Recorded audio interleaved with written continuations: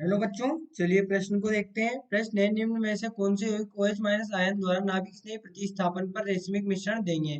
देखिए यहाँ पर हमें दिया गया सेकेंडरी, यहाँ पर सेकेंडरी हेलाइट दिया गया है, यहाँ पर टर्सरी हेलाइट दिया गया है और यहाँ पर प्राइमरी हेलाइट दिया गया है। विकल्प ए फर्स्ट, विकल्प बी फर्स्ट सेकंड थर्ड, विकल्प सी सेकंड एंड थर्ड और विकल्प डी फर्स्ट एंड थर्ड।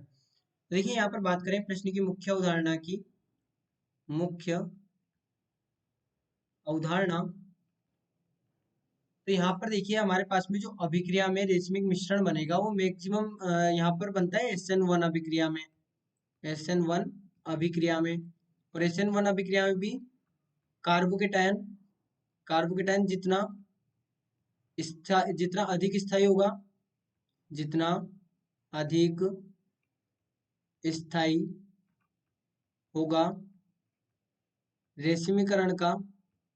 रेशमीकरण का प्रतिशत भी बढ़ेगा या प्रतिशत भी अधिक होगा। अब SN1 अभिक्रिया होती किस प्रकार से है, तो मान लीजिए हमारे पास में ये यौगिक है CH3 C CH3 C2H5 Br।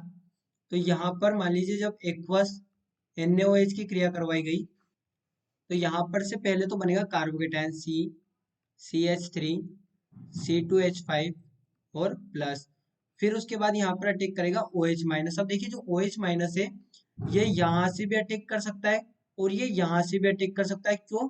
क्योंकि ये जो यौगिक है ये है प्लेनर, यानी कि समतलीय यौगिक है। तो समतलीय यौगिक है तो ये इस प्रकार से है, यहाँ पर इस प्रकार से यौगिक है तो यहाँ पर जो OH माइनस है कहीं से भी अटैक कर सकता है, और जब कहीं से भी अटैक कर सकता है तो यहाँ पर रेशिमीकरण होगा, ये CH3 C2H5 OH बनेगा, या फिर OH C CH3 यहाँ पर इसे देखिए इस प्रकार से हम लिख सकते हैं कि यहाँ पर जो यौगिक प्राप्त हुआ है हमें, ये जो यौगिक है अब हम जानते हैं कि जो SN1 अभिक्रिया होती है वो सबसे अधिक कहाँ होती है, टर्शरी में, उससे कम सेकेंडरी में और सबसे कम प्राइमरी में। तो हम यहाँ पर क्या कर सकते हैं कि जो सेकेंडरी और टर्शरी वाला जो हेलाइड है वही केवल रेशिमीकरण देंगे, यहाँ पर रेशिमीकरण मिश्रण देंगे। तो रेशिमीकरण मिश्रण कौन देगा, सेकेंडरी और टर्शरी। तो यहाँ पर हम देख लेंगे सेकेंडरी और टर्शरी कौन सा है, तो यहाँ पर ये हमारा सेकेंडरी है, ये हमारे पास में टर्शरी है और ये हमारे पास में प्राइमरी है। तो ये तो देगा ही नहीं SN1 अभिक्रिया, ये SN2 अभिक्रिया देगा। तो यहाँ पर हम कह सकते हैं कि हमारा सही विकल्प होगा वो होगा फर्स्ट एंड सेकंड। तो यहाँ पर यदि हम विकल्प देखें तो हमारा विकल्प भी सही उत्तर होगा, फर्स्ट एंड सेकंड। तो बच्चों आशा करते हैं आपको प्रश्न समझ आया होगा। धन्यवाद।